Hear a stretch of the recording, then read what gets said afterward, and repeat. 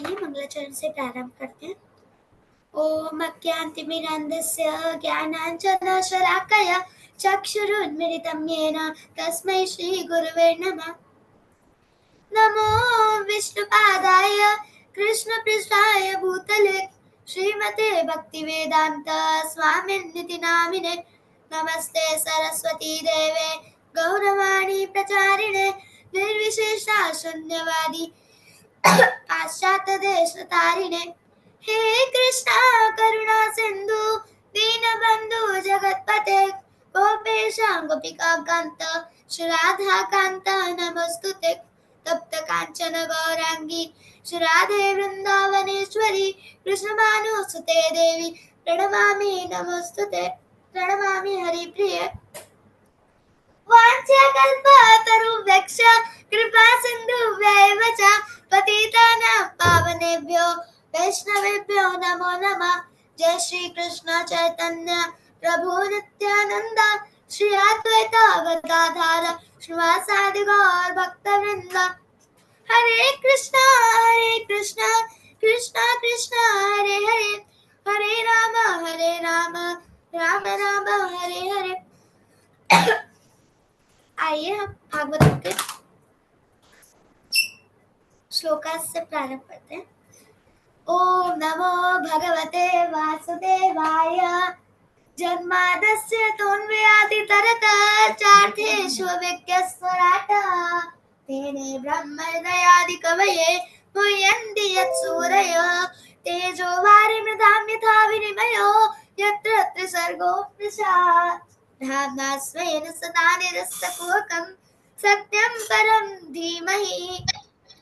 धर्मः प्रोजितकैतवोऽत्र परमो निर्मत्सराणां सता वेद्यं वास्तवमत्र वस्तु शिवदं तापत्रयोन्मूलनम्।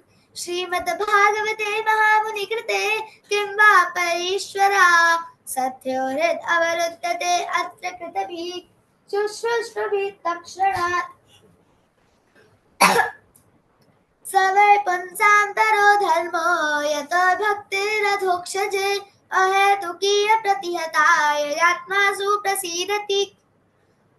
वासुदेवो भगवती भक्तियोगा प्रयोजिता जनत्यत्याशु वैराग्यं ज्ञानं च यत् अहेतुकम्। अथ पुंभिध्वज श्रेष्ठ वर्णाश्रम विभागशः स्वनिष्ठस्तस्य धर्मस्य संसिद्धिं हरितोषणम्। एते चाक्षुकला पुंसः कृष्णस्तु भगवान् स्वयम् इन्द्रारिव्याकुलं लोकं मृडयन्ति युगे युगे। हरे कृष्णा। आइए मंगलाचरण से प्रारंभ करते हैं। मंगलाचरण से प्रभुपाद लीलामृत।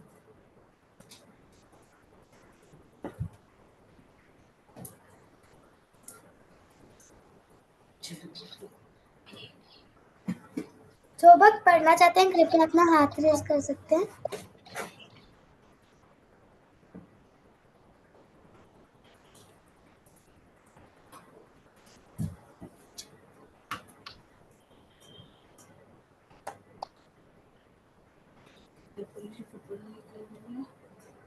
फतेह प्रभु जी आप पढ़िए। हरे कृष्णा प्रभु जी। कैरोल बेकर की पृष्ठभूमि प्रवासी कैथोलिक की थी, इसलिए स्वामी जी की एक आध्यात्मिक अधिकारी के रूप में उपस्थिति, माला पर जप करने के और संस्कृत के शास्त्र ग्रंथों से पाठ सुनाने के उनके अभ्यास को उसने तुरंत कैथोलिक मत से संबंधित कर लिया। कभी कभी वह स्वामी जी के साथ खाने पीने की सामग्रियां खरीदने निकट के चावना टाइन में जाती थी। स्वामी जी अपना भोजन नित्य बनाते थे और कभी कभी कैरोल और अन्य लोग भगवान कृष्ण के लिए प्रसाद तैयार करने का रहस्य सीखने के लिए वहां आ जाते थे। कैरोल वे रसोई घर में हमारे साथ भोजन बनाते थे और अपना भोजन बनाने के साथ साथ वे हमसे हर एक के कार्यकलाप को देखा करते थे। उन्हें ठीक ठाक पता था कि क्या कैसे होना चाहिए। वे प्रत्येक वस्तु को धोते थे और यह निश्चित करते रहते थे कि प्रत्येक व्यक्ति प्रत्येक कार्य ठीक प्रकार से करे। वे एक शिक्षक थे हम चपातियां हाथ से बनाते थे। तब एक दिन उन्होंने मुझे एक बेलन लाने को कहा। मैं अपना बेलन ले आई और उन्होंने उसे आवश्यकता के अनुसार ठीक कर लिया।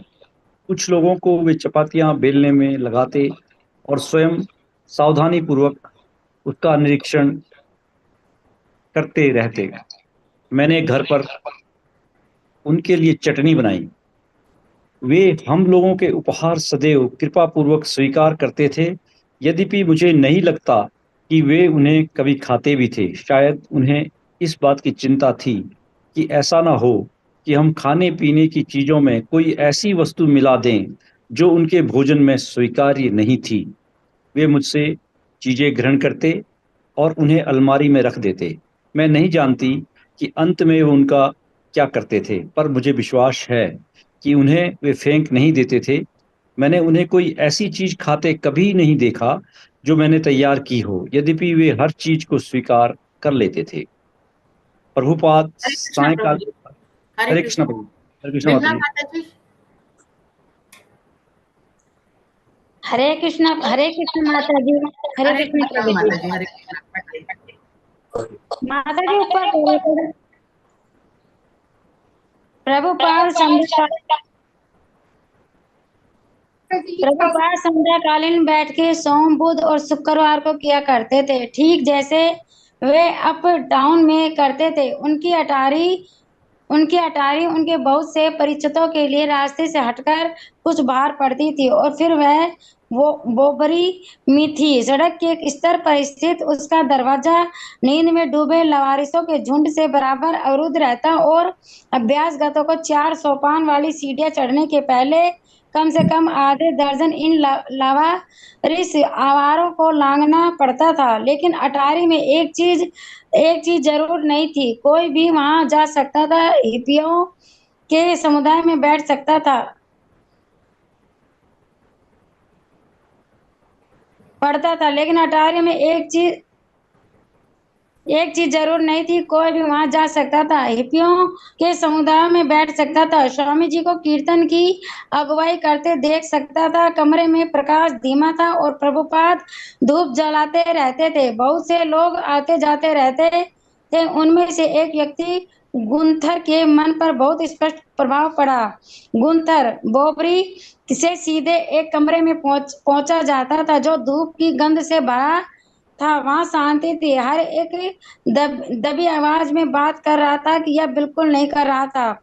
स्वामी जी कमरे में आगे बैठे थे और ध्यान में थे। कमरे में ऐसी गंभीर शांति व्याप्त थी जैसे मैंने पहले कभी नहीं अनुभव की थी। धर्म उपदेशक बनने के लिए मुझे 2 वर्ष तक अध्ययन करना पड़ा और अध्ययन और प्रार्थना करना सीखना पड़ा, किंतु यह मेरा पहला अवसर था जब किसी प्राच्यवासी या हिंदू से मेरा वास्तव पड़ा हो। कमरे में बहुत सारे तकिए पड़े थे और लोगों के बैठने के लिए फर्श पर चटाइयां बिछी थी। मेरे विचार में वहां कोई तस्वीर या मूर्तियां नहीं थी, वहां केवल स्वामी जी थे। धूप की सुगंध थी, चटाइयां थी और कमरे में बैठे लोगों का उनके प्रति स्पष्टता सम्मान का भाव था। हमारे ऊपर जाने के पहले काल हर्ष काल हंस रहा था और ये बता रहा था कि किस तरह स्वामी जी चाहते हैं कि हर व्यक्ति मंजीरों का उपयोग ठीक ठाक करे। मैंने मंजीरा पहले कभी नहीं बजाया था, पर जब कार्यक्रम शुरू हुआ तब मैंने स्वामी जी का अनुसरण करने का प्रयत्न किया जो उसे एक विशेष ढंग से बजा रहे थे। कीर्तन जोर पकड़ रहा था, मंजीरों की ध्वनि उत्कर्ष की ओर बढ़ रही थी और इसी बीच कोई गलत ढंग से बजाता प्रतीत हुआ और स्वामी जी ने बहुत ही शांत भाव से उसकी ओर उंगली से संकेत किया। सभी उसकी ओर देखने लगे और हर चीज रुक गई। दूर से ही स्वामी जी ने उस व्यक्ति को सिखाया। उस व्यक्ति की समझ में सही ढंग आ गया और कीर्तन फिर आरंभ हो गया। कुछ मिनटों बाद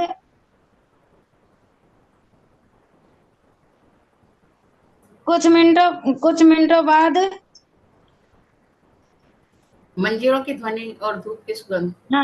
कुछ मिनटों बाद मंजीरों की ध्वनि और धूप की सुगंध।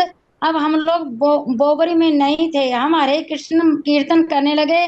कीर्तन करने का यह मेरा पहला अनुभव था। इसके पहले हमने कीर्तन कभी नहीं किया था।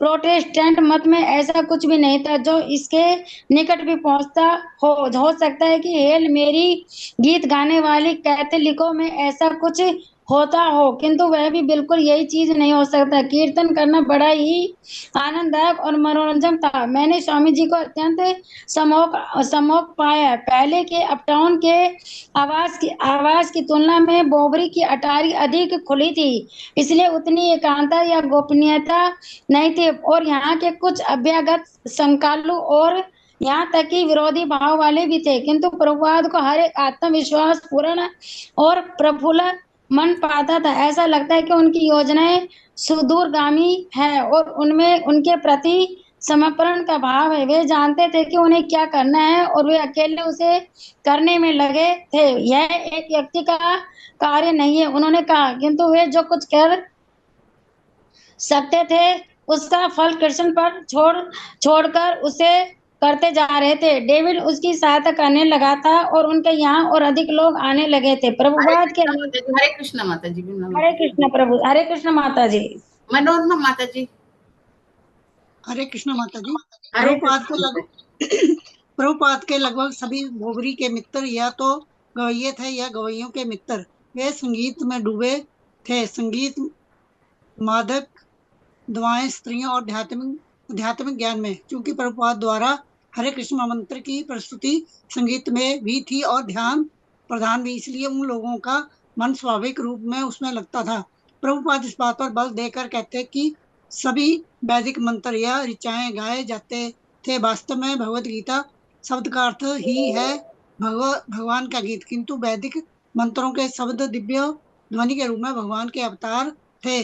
मंजीरों, तबला या हारमोनियम जैसे वाद्य यंत्र केवल कीर्तन की संगत के लिए हैं और भगवान के नाम कीर्तन से लग उनका अपना कोई आध्यात्मिक उद्देश्य नहीं है।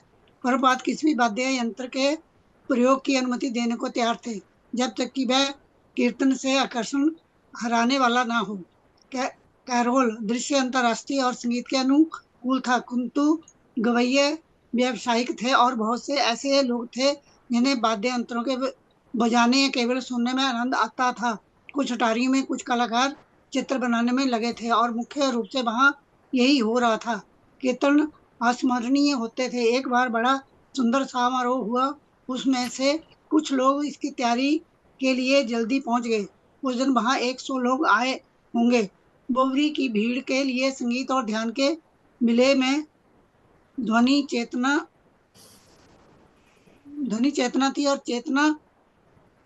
चेतना ध्वनि थी, किंतु प्रभुपाद के लिए भगवान के नाम के बिना संगीत ध्यान नहीं था। वह केवल इंद्रियों की तृप्ति था या अधिक से अधिक एक प्रकार का शैलीबद्ध निर्विशेष ध्यान था। किंतु उन्हें प्रसन्नता थी कि उनके कीर्तनों में गाने बजाने के लिए, उनका प्रवचन सुनने के लिए और उनके साथ कीर्तन करने के लिए संगीतकार आने लगे थे। कुछ ऐसे थे जो अपने वाद्य यंत्र बजाने के कारण रात भर जागते रहने के बाद सवेरे प्रभुपाद के यहाँ आ जाते और उनके साथ कीर्तन करने लगते। ध्वनि से उनका ध्यान विरत करने का प्रयत्न प्रभुपाद की ओर से न होता, अपितु वे उन्हें ध्वनि देते। वेदों के अनुसार भौतिक संसार की सृष्टि में सर्वप्रथम तत्व ध्वनि यह शब्द है। शब्द का स्रोत ब्रह्म या भगवान है और भगवान का शाश्वत व्यक्ति स्वरूप या साकार है। प्रभुपाद का बल इस बात पर था कि लोग भगवान के व्यक्तिगत दिव्य नाम का कीर्तन करें। जब वे हरे कृष्ण कीर्तन करने लगे तो फिर उनमें से कोई अंतर नहीं पड़ता कि वे इसे जाज लोक संगीत या राग संगीत समझते हैं अथवा भारतीय ध्यान। कैरोल, जब स्वामी जी कीर्तन हरे कृष्ण माता जी। हरे कृष्ण माता। हरे कृष्ण। कुसुम कालिया माता जी। हरे कृष्ण माता जी। हरे कृष्ण माता जी। कैरोल, जब स्वामी जी कीर्तन कराने लगते उस समय लोग उनसे काफी प्रभावित हो जाते। बॉवरी में मंजीरों की ध्वनि से, माता जी ऊपर कर दीजिए। एक से यहाँ किरण तिवारी माता जी की माइक खुली हुई है ना, तो वो अपसेट हो रही है आवाज। हाँ माता जी पढ़ी। कीर्तन कराने लगते उस समय लोग उनसे काफी प्रभावित हो जाते। बोवरी में मंजीरों की ध्वनि से एक प्रकार की दिव्यता छा जाती थी। स्वामी जी हारमोनियम का प्रयोग करते थे और बहुत से लोग हाथ में मंजीरे बजाते थे। कभी कभी स्वामी जी मृदंग भी बजाते थे। प्रारंभ में उन्होंने शब्द के महत्व और शब्द के माध्यम से भगवान के स्वरूप साक्षात्कार पर बल दिया था। मेरे अनुमान से इन संगीतकारों ने प्रभुपाद में जो आकर्षण पाया वह इस बात में था कि उन्होंने दिव्यता और भगवान की प्राप्ति के साधन के रूप में शब्द पर बल दिया। किंतु प्रभुपाद गंभीर लक्ष्य के पीछे थे। वे लोगों को शिष्य बनाना चाहते थे।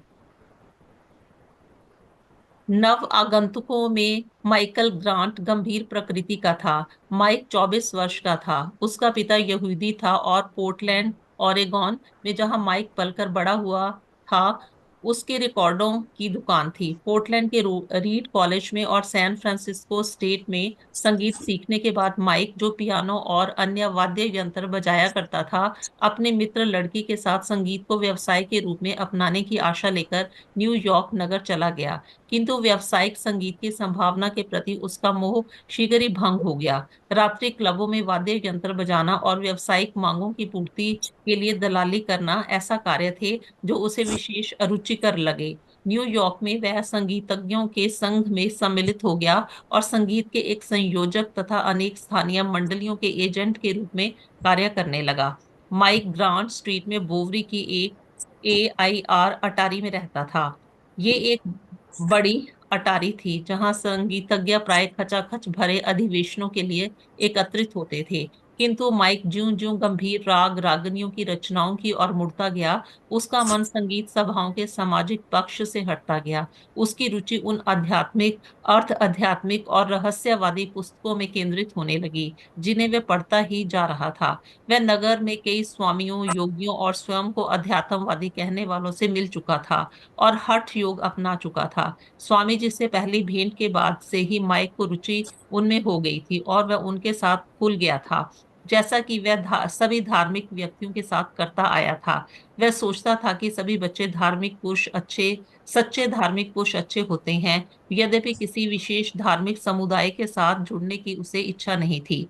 माइक स्वामी जी कुछ जाने पहचाने से लगने लगे, क्योंकि मैंने इस तरह के और भी स्वामियों को पहले देखा था। जिस तरह का पहनावा वो पहनते थे, जिस तरह वे दिखाई दे रहे थे, वयोवृद्ध और श्याम वर्ण के, ये सब मेरे लिए नया नहीं था। किंतु फिर भी उनमें कुछ नवीनता के तत्व भी शामिल थे। मैं बहुत जिज्ञासु था। जब मैं पहली बार अंदर गया उस समय मैंने उन्हें बोलते नहीं सुना। वे उस समय कीर्तन कर रहे थे, पर मैं तो केवल ये सुनने की प्रतीक्षा में था कि वे क्या कहने जा रहे हैं। मैंने लोगों को पहले भी कीर्तन करते सुना था। मैंने सोचा कि वे इस सुविधा रहित स्थान में क्यों रहते हैं। यदि जिस संदेश का प्रचार वे करना चाहते हैं वह उनकी व्यक्तिगत सुविधाओं से अधिक महत्वपूर्ण ना हो।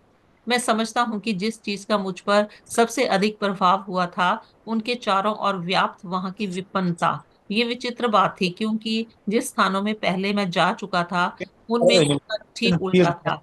वे सभी बड़े संपन्न थे। मैनहट्टन के ऊपरी भाग। प्रभु जी आवाज माइक म्यूट कर लीजिए प्लीज। माता जी ऊपर कर दीजिए।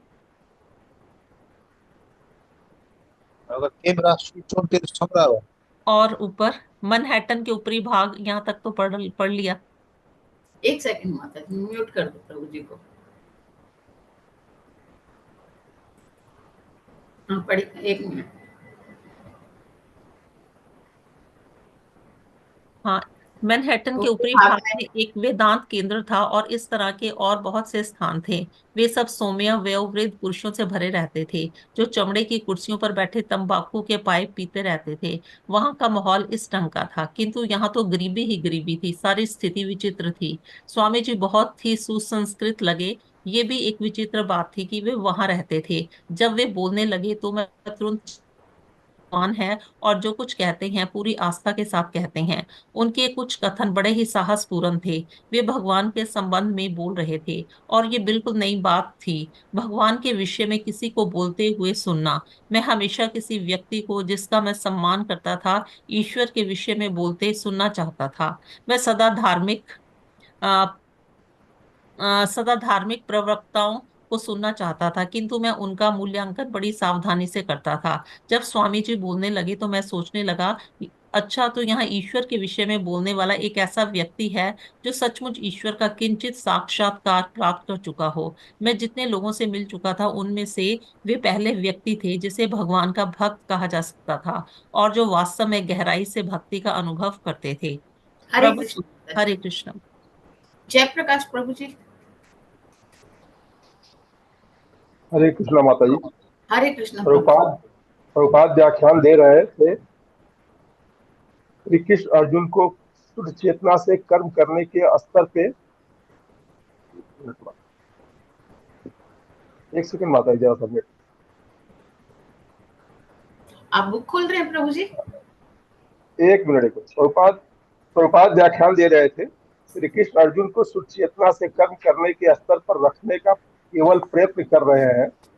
हम पिछले कई दिनों से इस बात पर विचार कर चुके हैं कि हम केवल जड़ शरीर नहीं हैं, वरन हम चेतन प्राणी हैं। किसी न किसी तरह हमारा संसर्ग जड़ पदार्थ से हो गया है, इसलिए हमारी स्वतंत्रता बाधित हो गई है। अब अपटाउन की तुलना में यहाँ उपस्थिति अच्छी है, अटारी पर स्थान अधिक है। सच तो यह है कि इस समय जिस मंच पर प्रभुपाद बैठते हैं उसका ही क्षेत्रफल 72nd स्ट्रीट के उनके पूरे कार्यालय कक्ष के लगभग बराबर है। यहाँ गंदी अंधेरी अटारी, जिसकी छत की कड़ियों पर पेंट नहीं हुआ है, मंदिर की अपेक्षा पुराना माल गोदाम अधिक लगती है। उनकी श्रोता मंडली के सदस्य, जिनमें संगीतकार अधिक है, स्वामी जी के कीर्तन की रहस्यमयी ध्वनियों पर ध्यान केंद्रित करने आए हैं। Karl, Carol, Gunther, Mike, David, paradox का जन समूह और अन्य लोग उनके यहाँ सोमवार, बुधवार और शुक्रवार रात को जमा हो जाते हैं। जब वे ठीक 8 बजे अपनी कक्षा आरंभ करते हैं, कार्यक्रम के पहले आधे घंटे में हरे कृष्ण कीर्तन होता है। उसके बाद भगवत गीता पर प्रभुपाद का व्याख्यान होता है, जो लगभग 45 मिनट चलता है, जिसके बाद प्रश्नोत्तर का समय आता है। अंत में आधे घंटे तक फिर कीर्तन चलता है और सब कुछ 10 बजे समाप्त हो जाता है। कीर्तन अभी समाप्त हुआ है और स्वामी जी बोल रहे हैं, चेतन प्राणी के रूप में हम कार्य करने में स्वतंत्र है, कोई भी वस्तु प्राप्त करने में स्वतंत्र है, विशुद्ध प्रदूषण रहित, रोग नहीं, जन्म नहीं, मृत्यु नहीं, वृद्धावस्था नहीं। इसके अतिरिक्त हमारे आध्यात्मिक जीवन में अनेक अनेक क्षमताएं प्राप्त हैं। जब वे बोलते हैं तो वे विशुद्ध आध्यात्मिक रूप होते हैं। वैदिक शास्त्रों का कहना है कि साधु या संत दृश्य नहीं द्रव्य होता है, श्रव्य होता है। यदि श्रोता मंडली के लोग स्वामी जी को जानना चाहते हैं तो उन्हें उनको सुनना पड़ेगा। अब वे केवल वह भारतीय अप्रवासी नहीं रह गए हैं जो इस अटारी में विभाजक के उस ओर रहता है, सूखने के लिए अपने कपड़े तार पर फैला देता है और मुश्किल से खाने भर को पाता है। किंतु अब वे भगवान कृष्ण के देश कालातीत संदेश वाहक के रूप में बोल रहे हैं और गुरु शिष्य परंपरा की श्रृंखला में सैकड़ों आध्यात्मिक गुरु उनके माध्यम से बोल रहे हैं। वे न्यूयॉर्क के स्वेच्छाचारियों के बीच 1966 ईस्वी में यह कहते हुए आए हैं कि 1966 ईस्वी अस्थायी भ्रामक है और वे शाश्वत हैं, और वे स्वेच्छाचारी भी शाश्वत हैं। कीर्तन का यही अर्थ है और अब वे उसका विश्लेषण दार्शनिक दृष्टि से कर रहे हैं। मानव चेतना में समग्र परिवर्तन का पक्ष लेते हुए फिर भी वे जानते हैं कि लोग सब कुछ आत्मसात नहीं कर सकते, इसलिए वे अनुरोध करते हैं कि जो जितना कर सके उतना ही करे। आप जानकर प्रसन्न होंगे कि आत्म साक्षात्कार की यह प्रक्रिया एक बार आरंभ हो जाए तो इससे यह बात बिल्कुल निश्चित हो जाती है कि अगले जन्म में हम मानव रूप पाएंगे। कर्म योग एक बार आरंभ हो जाए तो वह चलता रहेगा, चलता जाएगा। यदि कोई अपना कर्म पूरा न भी कर पाए तो भी कोई चिंता की बात नहीं, इससे कोई हानि नहीं। यदि कोई आत्म साक्षात्कार का यह योग आरंभ करता है और दुर्भाग्य से उसे अच्छी तरह पूरा नहीं कर पाता, यदि वह मार्ग से विरत हो जाता है, तो भी उत्साहजनक बात यह है कि इससे उसकी कोई हानि नहीं है। उसको अगले जन्म में फिर अवसर मिलेगा और अगले जन्म का अर्थ सामान्य अगला जन्म नहीं। और यदि कोई सफल हो जाता है तो वो उसका क्या कहना। सफल व्यक्ति भगवत धाम को प्राप्त होता है। इसीलिए हम यह कक्षा चलाते हैं और यद्यपि आपके पास अनेक कार्य हैं, आप सप्ताह में 3 बार यहाँ आते हैं और समझने का प्रयत्न करते हैं, यह व्यर्थ नहीं जाएगा। आप यहाँ आना बंद भी कर दें तो भी इसका असर कभी नहीं जाएगा। मैं कहता हूँ यह असर कभी नहीं जाएगा। यदि आप कुछ प्रयोगात्मक कार्य करें तो बहुत ही अच्छा है, किंतु यदि आप कुछ प्रयोगात्मक कार्य नहीं करते और केवल श्रद्धापूर्वक हमारी बात सुनते हैं और भगवान की प्रकृति क्या है उसे समझते हैं, यदि आप केवल सुने और विचार मात्र ग्रहण करें तो आप इस भौतिक बंधन से मुक्त हो जाएंगे। हरे कृष्णा प्रभु जी, हरे हरे कृष्णा कृष्णा। प्रभु। हरे कृष्णा। कालीचरण प्रभु जी। हरे कृष्ण बताइए। स्वामी जी उस समय समुदाय को संबोधित कर रहे हैं जो हिप्पी जीवन में पूरी तरह डूबा है। वे जानते हैं कि वे नशीली दवाओं का उपयोग तुरंत बंद नहीं कर सकते और वहाँ वे अपनी प्रेमिकाओं के साथ बैठे हैं। उनकी जीवन पद्धति है गाना बजाना, स्त्री रमण करना और कभी कभी ध्यान कर लेना और सदैव स्वतंत्र रहना। उनका व्याख्यान सुनने के बाद वे सारी रात वाद्य यंत्रों, स्त्रियों, नशीली दवाओं और अंतर्राष्ट्रीय स्वेच्छाचारियों के साथ बिता देंगे, तो भी वे किसी प्रकार स्वामी जी की ओर आकृष्ट हैं। स्वामी जी के पास कीर्तन की अच्छी लय है और वे उनकी सहायता करना चाहते हैं। उन्हें स्वामी जी की सहायता करने में प्रसन्नता है क्योंकि स्वामी जी को किसी और का सहारा नहीं है। इसलिए प्रभुपाद उनसे कहते हैं, बहुत अच्छा, यदि आप थोड़ा भी कर सकें तो इससे आपका भला होगा। हम सब विशुद्ध आध्यात्मिक आत्मा हैं, किंतु आप इसे भूल गए हैं। आप जन्म मरण के चक्कर में फंस गए हैं। अपनी मौलिक चेतना को जागृत करने के लिए आप जो कुछ भी कर सके उससे आपका भला होगा, इससे कोई हानि नहीं। स्वामी जी का मुख्य बल व्यष्टि चेतना का भगवत चेतना से सामंजस्य बैठाने पर है। कृष्ण परम चेतना है और व्यष्टि चेतना के प्रतिनिधि अर्जुन से कहा जाता है कि वे परम चेतना के सहयोग से बुद्धिमत्ता पूर्वक कर्म करें, तब वे जन्म मृत्यु वृद्धावस्था और रोग के बंधनों से मुक्त हो जाएंगे। अमेरिका में चेतना एक लोकप्रिय शब्द है। चेतना विस्तार, सार्वभौमिक चेतना, चेतना की परिवर्तित स्थितियां और सब व्यष्टि चेतना का भगवत चेतना से सामंजस्य स्थापित करना। प्रभुपाद समझाते हैं कि यह चेतना भी पूर्णावस्था है। यह वह प्रेम और शांति है जिसे प्रत्येक व्यक्ति वस्तुतः चाहता है। फिर भी प्रभुपाद युद्ध की शब्दावली में इसके विषय में वार्ता करते हैं। वे युद्ध भूमि में बात कर रहे हैं और अर्जुन कहता है, मैं युद्ध नहीं करूंगा। राज्य प्राप्त करने के लिए मैं अपने संबंधियों और बंधुओं के साथ युद्ध नहीं करूंगा। नहीं नहीं, अब एक सामान्य व्यक्ति को लगेगा कि ओह, अर्जुन बहुत अच्छा आदमी है, अहिंसावादी है, उसने अपने संबंधियों के लिए सब कुछ त्याग दिया, ओह वह कितना अच्छा आदमी है। यह सामान्य परख है। किंतु कृष्ण क्या कहते हैं? वे कहते हैं, तुम एकदम अज्ञानी हो। तनिक सोचिए, जिन सामान्य बहुत अच्छा और बहुत बढ़िया कहते हैं, भगवान उसकी निंदा कर रहे हैं। इसलिए आपको देखना है कि परम चेतना अर्थात ईश्वर आपके कार्यों से प्रसन्न है अथवा नहीं। और अर्जुन के कार्य का अनुमोदन भगवान श्री कृष्ण ने नहीं किया, केवल अपनी सनक या इंद्रियों की तुष्टि के लिए।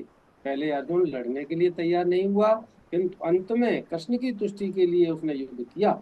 और हमारी पूर्णता यही है कि हम परम ईश्वर की तुष्टि के लिए कार्य करें। इस बिंदु पर श्रोता मंडली में कुछ का मन असहमति से भर गया।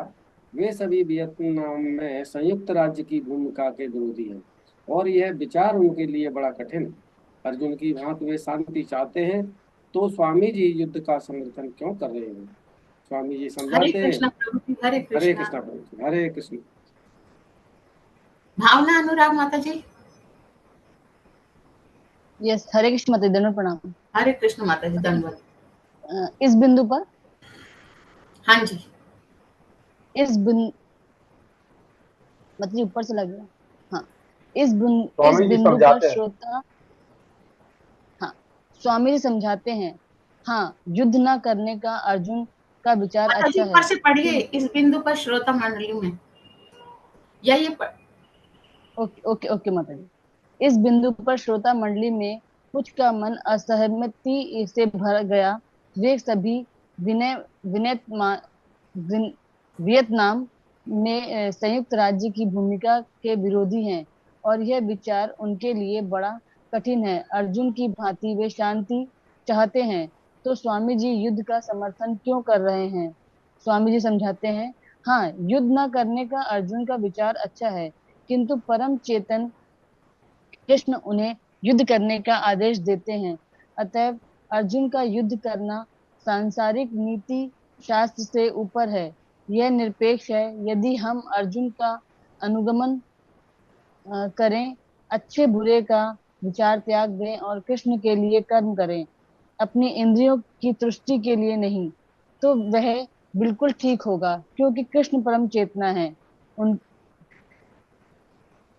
उनकी पढ़ी माता जी श्रोता मंडली। उनकी श्रोता मंडली में कुछ लोगों को यद्यपि स्वामी जी का उत्तर दार्शनिक दृष्टि से बिल्कुल उचित प्रतीत होता है, किंतु जो कुछ वे सुनना चाहते हैं वे नहीं लगा।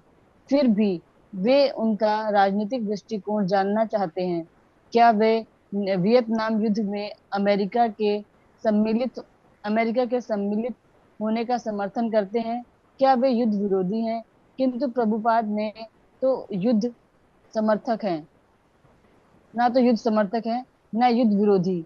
कृष्ण और अर्जुन का यह उदाहरण लेने में उनका कोई राजनीतिक उद्देश्य नहीं है। उनका विषय सरल और विशुद्ध है।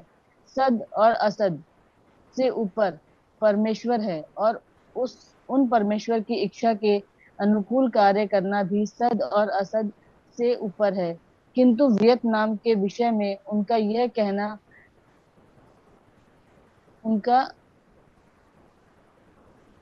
उनका क्या कहना है? क्या कृष्ण कहते हैं कि वहां युद्ध करो? नहीं, स्वामी जी उत्तर देते हैं, वियतनाम का युद्ध कुरुक्षेत्र के युद्ध से भिन्न है। कुरुक्षेत्र के युद्ध में कृष्ण स्वयं उपस्थित रहकर अर्जुन से युद्ध करने को कहते हैं। वियतनाम की स्थिति भिन्न है, किंतु हरे कृष्णा माता जी, हरे कृष्णा माता जी, हरे कृष्ण माता जी। हेमलता माता जी, हरे कृष्णा सभी को। हरे कृष्णा माता जी। किंतु उनकी श्रोता मंडली को फिर भी एक अन्य आपत्ति है। यदि वे वियतनाम युद्ध को संबोधित नहीं कर रहे हैं तो क्यों नहीं? आखिरकार यह 1966 ईस्वी है। यदि वे युद्ध के विषय में बात नहीं कर रहे हैं तो उनकी प्रासंगिकता क्या है? स्वामी जी उत्तर देते हैं कि उनका संदेश सचमुच अत्यंत आवश्यक और प्रासंगिक है। वियतनाम का युद्ध एक अनिवार्य कर्मफल है। यह केवल एक लक्षण है, पूरी समस्या नहीं। और केवल इसी दर्शन से वास्तविक समस्या का समाधान हो सकता है कि परम चेतना परमात्मा को सब कुछ समर्पित करो। किंतु बहुतों के लिए युद्ध का संदर्भ भावना से इतना भरपूर है कि वे वियतनाम की तत्कालिक राजनीति से ऊपर उठकर प्रभुपाद के वास्तविक संदेश परमात्मा के प्रति समर्पण तक नहीं पहुंच सकते। वे स्वामी जी का आदर करते हैं। वे अनुभव करते हैं कि स्वामी जी एक गहनतर दर्शन का निर्देश कर रहे हैं। फिर भी अर्जुन और युद्ध की कथा समस्या को कठिन बना देती है।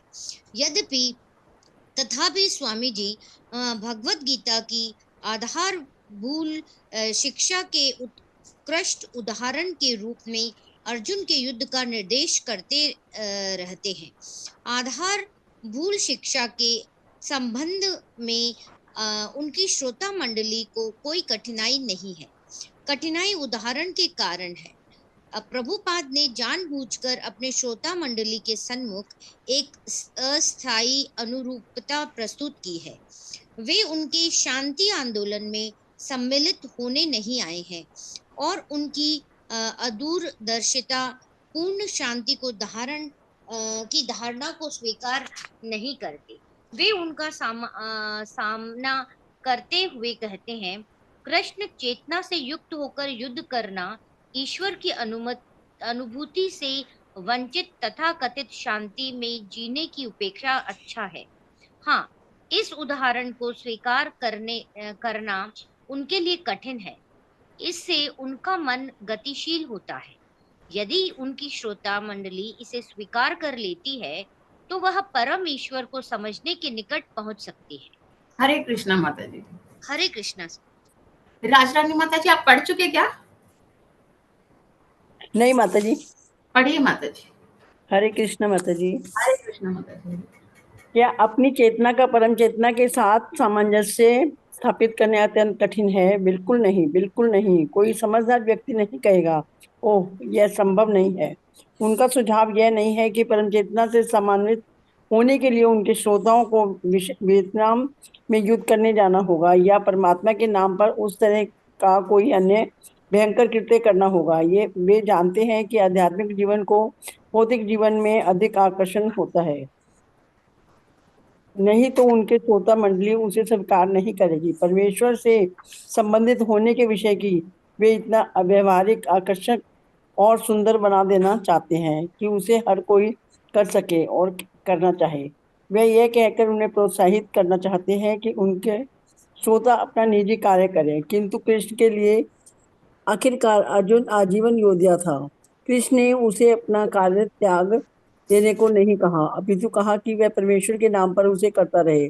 प्रभुपाद अपने श्रोताओं से भी यही चाहते हैं और वे इसे ऐसे सरल कार्य से आरंभ कर सकते हैं जैसे परमेश्वर को अपना भोजन अर्पित करना, क्योंकि हर व्यक्ति को भोजन करना होता है, इसलिए भगवान भी कुछ खाना चाहते हैं। आप अपना भोजन पहले भगवान को क्यों नहीं अर्पित करते, उसके बाद आप खाइए। किंतु आप कह सकते हैं कि यदि भगवान खा जाएंगे तो मैं कैसे खाऊंगा? नहीं नहीं, भगवान इसे नहीं लेंगे नहीं। प्रतिदिन अपना भोजन बनाने के बाद हम उसे कृष्ण को अर्पित करते हैं। उसका एक साक्षी है, श्रीमान डेविड ने इसे देखा है। प्रभुपाद हंसते हैं। भगवान खाते हैं, किंतु उनका आध्यात्मिक भोजन ग्रहण करना ऐसा है कि उनके भोजन करने के बाद भी संपूर्ण भोजन बचा रहता है, इसलिए हमारी रंच मात्र भी हानि नहीं होगी। यदि हम अपनी इच्छाओं को परमात्मा से संबंधित कर लेते हैं, हमें केवल यह कला सीखनी है कि सामंजस्य कैसे किया जाता है। कोई चीज बदलनी नहीं होती है। एक योद्धा बदलकर कलाकार या संगीतज्ञ नहीं हो जाता। यदि आप योद्धा हैं तो योद्धा ही रहें, यदि आप संगीतज्ञ हैं तो संगीतज्ञ ही रहे, यदि आप डॉक्टर हैं तो डॉक्टर ही बने रहे। आप जो भी हैं वही रहे, किंतु सामंजस्य कीजिए। यदि मेरे भोजन करने से भगवान संतुष्ट है तो मेरी पूर्णता है, यदि मेरे युद्ध करने से भगवान संतुष्ट है तो यह भी मेरी पूर्णता है। इसलिए जीवन के प्रत्येक क्षेत्र में हमें देखना है कि भगवान संतुष्ट होते हैं या नहीं। यह तरकीब हमें जाननी है, तब हर चीज बहुत सरल हो जाएगी। हमें अपनी योजनाएं बनाना या विचार निर्मित करना बंद कर देना होगा और भगवान की सर्वदा पूर्ण योजनाओं को स्वीकार करके उन्हें कार्यान्वित करना होगा। उसी में हमारे जीवन की पूर्णता निहित है। और महाप्रभु चैतन्य ने चेतना के मंच पर कार्य करना बहुत सरल बना दिया है। जैसे कुछ संक्षिप्त नोट लिखने वाले स्कूली किताबों के स्थान पर सरल अध्ययन लिखते हैं, उसी तरह चैतन्य महाप्रभु ने संस्कृति की है कि आप जो भी व्यवसाय करना चाहे उसे करें, किंतु कृष्ण के विषय में केवल सुनते रहे, भगवत गीता सुनते रहे और हरे कृष्ण की कीर्तन करते रहे। केवल इसी उद्देश्य से हम ये संगठन बनाना चाहते हैं। अच्छा है आप आए हैं और आप जो भी कार्य करते हैं उससे कोई फर्क नहीं पड़ता। धीरे धीरे सब कुछ समझ हो जाएगा, क्योंकि केवल कृष्ण के नाम को श्रवण से हमारा चित्त प्रकृष्ट हो जाएगा। यदि आप कृष्ण के नाम कीर्तन का यह क्रम जारी रखते हैं तो आप वास्तव में देखेंगे कि आपका हृदय कितना परिकृष्ट होता जाता है और विशुद्ध चेतना की अनुभूति स्वरूप आत्म साक्षात की दिशा में आप किस प्रकार आगे बढ़ते जाते हैं। प्रभुपाद परम चेतन भगवान के नाम पर बोल रहे हैं और वे अपने नित्य के लाभों को भगवान से सामंजस्य के उदाहरण के रूप में प्रस्तुत कर रहे हैं। मैं यहाँ सब कुछ करता रहता हूँ या लिखता रहता हूँ, कुछ ना कुछ करता रहता हूँ 24 घंटे। केवल जब मुझे भूख लगती है तब मैं कुछ खाता हूँ और केवल जब मुझे नींद आती है तब मैं सोता हूँ, अन्यथा मुझे थकान अनुभव नहीं होती। आप श्रीमान डेविड से पूछ सकते हैं कि यह बात सच है या नहीं। हरे कृष्ण माता जी। हरे कृष्ण। हरे कृष्ण माता जी। माता जी और कोई है क्या पढ़ने वाला? कुसुम कालिया माता जी आपने पढ़ लिया? हाँ जी पढ़ लिया माता जी। अंजनी माता जी आप पढ़िए। हरे कृष्णा माता जी। निसंदेह स्वामी जी के नित्य कार्यकलापों के लिए डेविड एलेन के प्रमाण पत्र की आवश्यकता नहीं है और उनके नियमित अभ्यागतों में से कोई भी देख सकता है कि वे सचमुच दिव्य है। उनका निजी जीवन परम चेतन परमात्मा से सामंजस्य स्थापित करने का सबसे बड़ा उदाहरण है। प्रभुपाद ने परमात्मा से सदैव सामंजस्य बनाए रखा है। वृंदावन में भी उनका पूरा सामंजस्य था और अमेरिका आने और बोवरी में टिकने के पीछे उनका कोई निजी स्वार्थ, आवश्यकता या उद्देश्य नहीं था। वे बोवरी में दूसरों के हित के लिए आए और आज रात में भाषण दे रहे, वह भी दूसरों के हित के लिए है। उनके गुरु महाराज और भगवान कृष्ण चाहते कि बहुत देर होने के पहले ही बद्ध जीवात्मा माया के पास से मुक्त हो जाए। वे कभी उच्च स्वर में बोलते, कभी तर्क प्रस्तुत करते, कभी हंसते। इस तरह वे उत्साहपूर्वक तब तक बोलते रहते जब तक वे थक नहीं जाते।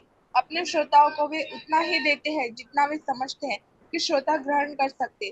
कृष्ण और अपने गुरु शिष्य परंपरा संदेशवाहक के रूप में वे निर्भय होकर उच्च स्वर में कह सकते हैं कि प्रत्येक व्यक्ति को परमात्मा में सामंजस्य करना चाहिए। हरे कृष्ण माता जी। ये सामंजस्य करना चाहिए वे इच्छानुसार। हाँ, वे इच्छानुसार जब तक उनके श्रोता सुनना चाहे अपनी सशक्त वाणी में बोल सकते। ये साधु है। संस्कृत शब्द साधु का अर्थ है संत या जो काटता है, और वे उसी संदेश को बार बार दोहराते जिसे हजारों वर्षों से मूल वैदिक संस्कृति के साधु कहते आ रहे हैं। वे अज्ञान और माया की ग्रंथियों को काटने के लिए वैदिक ज्ञान के शाश्वत भाव को पुनर्जीवित कर रहे हैं। अतः हर वस्तु माया है, भ्रम है हमारे जीवन के आरंभ से, और वह माया इतनी प्रबल है कि उससे बच निकलना बहुत कठिन है। सब कुछ माया है। जन्म माया है, शरीर माया है, शारीरिक संबंध और देश माया है, पिता माया है, माता माया है, पत्नी माया है, बच्चे माया है, हर वस्तु माया है। और हम उस माया को पकड़ रहे हैं या सोचते हुए कि हम बहुत विद्वान और उन्नत हैं। हम कितनी वस्तुओं की कल्पना करने में लगे, किंतु जो ही मृत्यु आती है, जो वास्तविकता है, तो ही हम हर चीज को भूल जाते हैं। अपना देश हम अपना देश भूल जाते, संबंधियों को भूल जाते, हम अपनी पत्नी पिता को, माता को भूल जाते, प्रत्येक वस्तु समाप्त हो जाती। Mike brand. मैं बाद में उनके पास गया। मेरे मन में वे ही भाव थे जो उस समय हुआ करते थे। जब संगीत समारोह में मैं महान संगीतकारों को सुनने जाया करता था, मेरी अभिरुचि इस बात में हमेशा से रही है कि समारोह के बाद मैं संगीतज्ञ और गवैयों से मिलूं और जानूं कि वे किस तरह के लोग हैं। स्वामी जी के बोलने के बाद भी मेरे मन में वैसा ही भाव उठा, इसलिए मैं उनके पास गया और बात करने लगा। पर यहाँ पर मेरा अनुभव दूसरों से इस बात में भिन्न था कि स्वामी जी किसी जल्दी में नहीं थे, वे मेरे साथ बात कर सकते थे, जबकि दूसरों के साथ केवल इतना ही हो पाता कि उनके कुछ शब्द सुन लिए जाते थे। उन लोगों की रुचि अन्य चीजों में दिखाई देती, और स्वामी जी ऐसे व्यक्ति थे जो अपनी अभिरुचि मुझ में व्यक्ति के रूप में दिखा रहे थे, और मैं उनसे इतना अभिभूत हो गया कि जल्दी जल्दी में कह देने के कारण मुझे बात नहीं सूझती। मैं आश्चर्यचकित था। हमारी भेंट इसलिए समाप्त हो गई कि मेरे पास और कुछ कहने को शेष नहीं रह गया था। यह अनुभव मेरे अन्य बहुत से उन अनुभवों के ठीक विपरीत था जिनमें यह होता कि कलाकार या वक्ता कुछ और करने की जल्दी में भाग गई। यहाँ तो मैं बात जारी नहीं रख सका। पढ़ू माता जी? जी पढ़ी। प्रभुपाद टहलना पसंद करते थे। चौरान में बोवरी के अपनी डर्डी से सीधे सड़क के पार फुलटन होटल देख सकते। एक 5 मंजिला सस्ता मकान था। उनके चारों ओर निचले मैनहट्टन में अन्य घर थे, जिनके किराएदार सवेरे से लेकर शाम तक फुटपाथों पर चक्कर लगाया करते थे। फिर कभी कभी कबूतरों के झुंड एक मकान की छत से फड़फड़ा कर उठते और किसी दूसरे मकान की छत पर या सड़क में जा बैठते। यातायात बहुत अधिक था। बोवरी उस मार्ग पर स्थित था जिससे ट्रक, ब्रुकलिन और मैनहट्टन पुलों को पार कर ब्रुकलिन को आया जाया करते थे। बोवरी की पहाड़ी उत्तर की ओर क्रमशः ढालू होती गई और प्रभुपाद 4th स्ट्रीट तक साइन बोर्डों, मैनहट्टन के कुछ शीन वृक्षों, सड़क की बत्तियों और यातायात के संकेतों को देख सकते थे। वे कान एडिसन को उसके विशिष्ट क्लॉक टावर समेत तथा बादल न होने पर 34th स्ट्रीट पर स्थित एम्पायर स्टेट बिल्डिंग के शिखर को भी देख सकते थे। वे बोवरी के आसपास। माता जी। हरे कृष्ण माता जी। और कोई नया है जिसने ना पढ़ा हो? नहीं तो फिर मैं पढ़ती हूँ। हरे कृष्णा। मैं पढ़ूं? पढ़िए माता जी। माता जी थोड़ी स्क्रीन ऊपर करिए। वे बोवरी के आसपास प्रातःकाल थोड़ी लाउड। माता जी आवाज नहीं आ रही, बहुत धीमी आ रही। माता जी बहुत तेज बोलिए। बोलती हूँ। वे बोवरी के आसपास प्रातःकाल अकेले भ्रमण करते थे। उस वर्ष मई के महीने में सामान्य से अधिक वर्षा हो रही थी और प्रभुपाद एक छाता ले जाया करते थे। कभी कभी वे वर्षा में भी घूमा करते थे। वे नित्य अकेले नहीं रहते थे। कभी कभी वे अपने किसी नए मित्र के साथ घूमते और बातें करते थे। कभी कभी वे खरीदारी करते, करेला, दाल, हींग, बेसन और अन्य वस्तुएं जो भारत में शाकाहारी भोजन का अंग है, चाइना टाउन के निकटवर्ती बाजारों में मिल जाती थी। अपनी अटारी छोड़ने के बाद वे कुछ कदम दक्षिण की ओर चलकर बोवरी और हेस्टर स्ट्रीट के कोने तक पहुंचते। हेस्टर स्ट्रीट पर दाहिने मुड़ने पर तुरंत चाइना टाउन आ जाता, जहां दुकानों, बाजारों और मैनहट्टन सेविंग बैंक को चीनी चीनी अक्षरों में लिखे होने से पहचाना जा सकता था। कभी कभी वे दक्षिण की ओर एक ब्लॉक और आगे बढ़कर कनाल स्ट्रीट पहुंच जाते, जहां सेंट्रल एशियन फूड मार्केट था और पटरियों पर बहुत से फलों की और सब्जियों की दुकानें थी। बहुत सवेरे के समय पटरियां लगभग निर्जन रहती थी, जब किंतु जब सारों कारोबार के लिए दुकानें खुलने लगती थी तो सड़कें स्थानीय कर्मचारी, मैं थोड़ी माता जी स्क्रीन ऊपर कीजिए, दुकान कर्मचारियों, दुकानदारों, तो निरुद्ध कर्मचारियों, दुकानों, पर्यटकों, निरुद्देश्य मटर गश्ती करने वाले निकम्मे लोगों से भर जाती थी। चाइना टाउन की चक्करदार सड़कों की पटरियों पर सैकड़ों छोटी छोटी दुकानें थी और उनके दोनों ओर की पटरियां पार्क की हुई मोटर कारों से घिरी रहती थी। हेस्टर स्ट्रीट पर घूमते हुए प्रभुपाद कभी लिटिल इटली पहुंचे जाते तो मलबरी स्ट्रीट में चाइना टाउन से मिल जाता था। पड़ोस में ही बटों के क्लाम हाउस और पुगलिया की कॉफी का विज्ञापन करने वाले पुगलिया उपाहार गृह के साथ साथ चाइनीज पोर्क प्रोडक्ट तथा मी सुपरमार्केट जैसी दुकानें थी। बोवरी के पश्चिम से चाइना टाउन और लिटिल इटली की ओर भ्रमण प्रभुपाद अधिकतर खरीदारी के उद्देश्य से करते थे, किंतु वे मंदिर के लिए संभाव्य स्थान को भी लक्ष्य में रखते। चैथम स्क्वायर में चैथम चैथम स्क्वायर में चैथम टावर में उनका ध्यान विशेष रूप से आकृष्ट किया। कभी कभी वे उल्टी दिशा में चलते हुए ईस्ट रिवर और ब्रुकलिन बीच तक पहुंच जाते, किंतु जब एक मित्र ने उन्हें आग्रह किया कि नदी के किनारे घूमने वालों को कोई छिपकर अपने निशाने का लक्ष्य बनाया करता है, तो उन्होंने उधर जाना बंद कर दिया। प्रभुपाद जहाँ रहते और टहलते थे, वहां का पड़ोसी बहुत खराब था, किंतु इसके बावजूद भी वे शायद ही कभी विचलित हुए। प्राय वे देखते कि बोवरी के अनेक आवारा उनके दरवाजे पर सोते या अचेत पड़े रहते और उन्हें फांद कर निकलना पड़ता। कभी कभी कोई शराबी अपने आप को न संभाल सकने के कारण उनसे जा टकराता। कभी कोई बेसहारा न समझ आने वाले कुछ शब्द गुनगुनाता या उन पर हंस देता। उनमें जो कुछ गंभीर होते वे खड़े हो जाते और विनम्रता पूर्वक उनकी ओर इशारा करते और 84 बोवरी के द्वार के अंदर या बाहर उन्हें निकल जाने देते। स्वामी जी को रास्ता मिल जाता और वे उनके शिष्टाचार को स्वीकार करते हुए उनके बीच से निकल जाते। बोवरी के जो लोग उनको घूमते हुए देखा करते थे, निसंदेह उनमें से थोड़े ही ऐसे थे जो एक छोटे कद के केसरिया वस्त्र पहने हुए, हाथ में छाता तथा सौदे के लिए एक गेरुआ थैला लिए हुए वृद्ध भारतीय साधु के विषय में कुछ अधिक जानते रहे हों। कभी कभी तो सड़क पर उनके नए मित्रों में से कोई मिल जाता। माइकल ग्रांट की लड़की मित्र जान से बाहर घूमते समय उनकी भेंट कई बार हुई।